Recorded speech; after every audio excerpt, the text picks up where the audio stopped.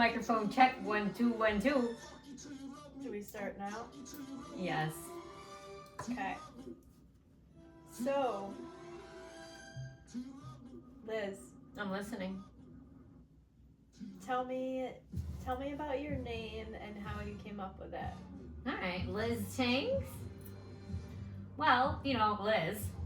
And I mean, I guess one day, and when I was living in Colorado, I was like, oh, Lizzztings? Like, I was gonna be like Liz the realtor. It's like my Instagram. That's how it first started. It's like Liz the realtor. What has a good ring to it? You know, I've always been pretty good with that. Like, my friend in high school came up with lasagna as my nickname. That was my prior name, but like, I loved that What one. about the name before that on the bus? Ooh, Lizzie the Lizzie. That was wrong. But I was bullied. Like, my sister and I, they made fun of us like crazy. Kids are mean. Okay, anyways, tell me about Lizzztings. So yeah, Lizzztings. I think the reason I didn't just use one Z was because it's unavailable. I would have loved to do Lizzztings, which is what my license plate says. But I'm extra as hell, so 3 Z's we have it. And a lot of people... you were in Denver, Colorado, and you were gonna do Liz the realtor, but you chose Lizzztings, and it has 2 Z's because one Z was... Oh. Because the other ones were taken. Right. Okay. And then what? Then I was like, all right, well, I'm extra as hell, so it makes sense to have 3 Z's. And now people will be like, hi, Liz, and they write my 3 Z's. I'm like, it's just one when you're talking to me. Tell me about the color. Why pink? Great question.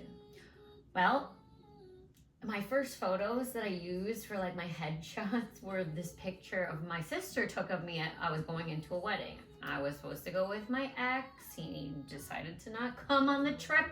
So she came with me to the wedding. She didn't come into the wedding, though people actually said, you should have brought her. I didn't know that she was down here with you at the hotel. But she came, took pictures of me. She helped me be my hype woman. And so I had like this cute little pink dress on, and I wore it for all my pictures I posted for like my headshots. And one of my friends in Denver was like, are you gonna be wearing that dress to every showing? Is that what you're gonna show up in? Because every time I made a post about my real estate stuff, it would be with that picture. Oh, I know the picture. Yes, it's very like my Pause and show picture. And I honestly was like, yeah, you know what? I will. And so I made it my thing. Like, you know, honestly, I was never a pink girl. You've known me for over 20 years. Like, it wasn't my thing. I was more into blue. Like, my house is all blue and white. Yeah. I'm way into that. But, like, it stuck, and it's really helped. Like, my brand has skyrocketed here in New York because I wear the pink suit. I mean, you stick out like a highlighter. Exactly. Like a pink highlighter. Even Owen. With 3 C's. Yeah, extra as heck. We like it. So... you were in Denver, Lizzztings, you went to a wedding, you wore hot pink, your headshots were hot pink, and then someone said, is that what you were going to wear? And you just decided that's what you were going to do. But then you came to the city, so tell me who your ideal buyer is in this market. I love that question. Like, the best question. Because when I first moved last year, I wanted it to be like someone like me. A woman who is a teacher and doesn't make enough to be able to afford living in New York City. And if I can do it, you can do it. And I bought this condo. It was pretty reasonably priced. I was able to use a first-time home buyer's down payment assistance to help me get my first place. I thought that would be my first client. How long did it take you to find this condo? So I started looking in August, and I actually found it within a month. I had been looking. I had been all summer, like, planning on it. Yes. And a lot of people told me, like, don't go for co-ops. And I'll explain that. I've said that in a couple of my videos, like, why you don't want a co-op if you're planning on using it as an investment. Let's go back to what your ideal buyer is. Well, I'm getting there. Oh. So I did think at first, I thought it was someone like me who doesn't have a lot to spend, but wants to live in the city. And I still, while I love people like that, I don't think that's my ideal client because there aren't that many options. And this was a hard find. And so what I'm looking for now are people who have money that they can actually use for their business. Like, if they want to be an investor, that's a business. You're already a business person. So, like, you have to have enough to put down, usually 20%. Doesn't have to be if you're going to live there. But if you don't have that, then it's not worth my time or yours. In this city, it is expensive. So you need to have at least $100,000 put aside, period. And you need to be open-minded, creative, like the way you want to finance, with hard money, with private money, using partners, using lenders. That's my ideal client now, is someone who is like, comes in and says, I'm able to pay enough to put down on a property that's around $1 million, because basically everything that you want, if it's a multifamily, even a duplex, is going to be right around $800, $900 million, and is open to the idea that it might not go as planned. You have to be flexible, be creative, be open to options. Okay, to summarize, her ideal buyer started with a teacher like her with no money. Now, fast forward 6 months later, you have to have money and at least $100,000, and you have to be flexible, keyword flexible, and you're gonna have to spend at least $1 million. So, wow, you have really evolved. For real. Seriously. But like, it makes sense, you know, like I have some clients who are spending like 2.5. I just closed last week on a property that's $2.5 million. It's like, and what was that experience like? How long did it take them to find that? And how did they find you? How does someone find you in a big city like this? That's a great question. I'm on an amazing team. Like, I found them as the way the city works. I always say it's the magic of New York. I found them because I was at an investors group meetup for women only. And the sponsor of the investors group was a man who is a lender. He's the only man invited because he pays for the entire event. And he was like, you need to meet my friend Abel. I'm on Abel's team now. I met him like the next day. He was like, you are so determined. You are such a go-getter. When I said, when do you want to meet? You said either today or tomorrow. And most people will be like, oh, I don't know, maybe next week, week after. So long story short, Abel is very well known in this market, in this economy, in this area around Bigger Pockets. So if you've heard of Bigger Pockets, Bigger Pockets, I'm gonna put the little thing, ding ding. If you've heard of it, it's for investors. So people who are looking to make a business out of investing, and we get our clients straight through them. So we are their preferred real estate team in New York City. You can Google us, you can find Team Rebuild, but all of my leads, the majority, come from there. And it's given me the experience that I need with some of my my partner, Abel, his repeat buyers. Some of the people he's worked with before came from there as well. But a lot of the clients I have that have actually turned into friends, some of them, the females, are in my investors group, and they're like, oh, I don't know how like serious, legit that is, because you've been to meetups where it's like this, not right. But this one is super organic, and a lot of my clients love me. Like, we've become actual friends because they're like, I feel like I could ask you anything, and you're so like easy to talk to. You don't make me feel intimidated or pressured, and it does take a while. Like that property I was just talking about took 2-3 months to even get it under contract, meaning just from when they accepted the offer to signing the contract and paying the down payment, the deposit, took 8 weeks. Wow. So to summarize, networking, meetups, eagerness. Liz has what you call fire in your Lizzztings has what you call fire in your belly. I like to call it Lizzztings, okay? Like the Riz. Get it? No. Well, do you know what the kids say these days? You got Riz, miss. Do you know what that is? No. Well, the former teacher in me, it's like charisma. The word charisma, but they've changed it to, okay. You got the I was Riz. going to say authentic, eager, authentic, fire in your belly, and mix that up and network, and you're golden. That's all you have to do. You know? Love it. All right, let's move on. So back to that recent pending sale. You said it was 2.4 million? 2.5, yep. Okay, so how much per square feet?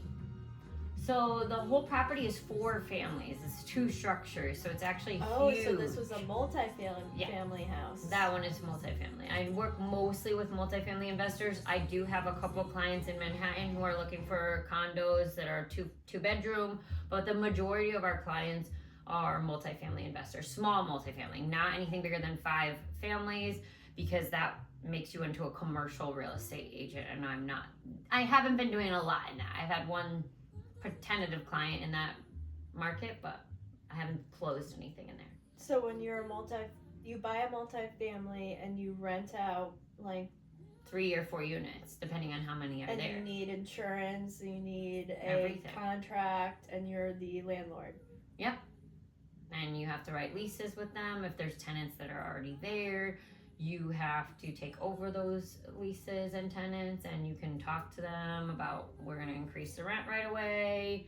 There's a lot that goes into it. We'll have to do an entire video just on that. Okay, just one question. Sure. When a new buyer buys a multifamily and they rent out 4 of the units and they stay in the 5th, when you do the math, generally is it paying for their mortgage plus more, or are they? That's a great question. Mm-hmm. In New York, most of the time you're in the red for the first 5 years. It takes a little bit less each time because this is a huge rental market. Most people come in the city and they can't afford to buy because, like I said, you have to spend so much to get in that they rent. And they're willing to pay quite a bit to rent in the locations that people want to be in. This particular property was in Greenpoint, Brooklyn, which everyone wants to live in. I've heard of that.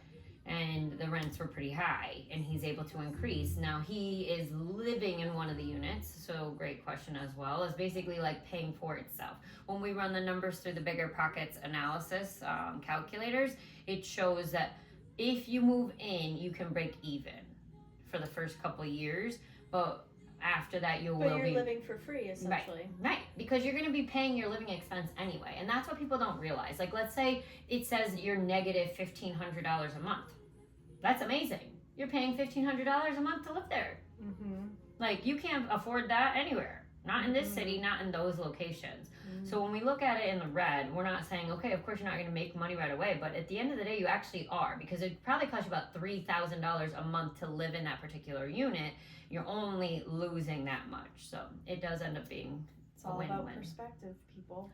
Exactly, and that's why I say you have to be open-minded, flexible, be creative. That's my ideal client. Now I will say this particular client was pretty challenging to deal with. He's very particular about numbers, and I mean, I respect that. He taught me a lot as my first year because I didn't know like as much about the specifics that go into vacancy. You have to account for about 4 to 5% vacancy per year. Thinking like 1 month you're going to be turning over the unit, might not have anyone in there, so that's about 4 to 5% of the entire year.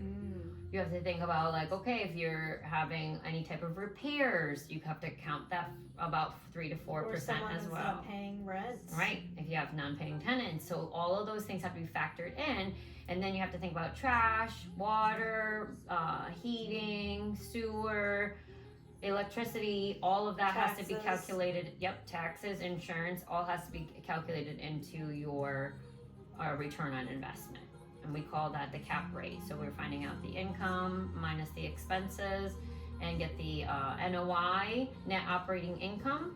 Then you take that and you multiply you divide the purchase price by the NOI and you get your cap rate. We were looking for around 5 to 6% cap rates in New York. Wow. Pretty cool. And things I wouldn't have known a year ago when I was thinking I was going to be working with clients like myself who were just buying in the first place. But now I've tapped into such a high demand market in this area, and a lot of people want to get in, but they don't know how and they don't know who. So if you want a team rebuild, we got you. You want it, you got it, honey. All right, so we're ending here. We're gonna end it on a final question. So the final question is,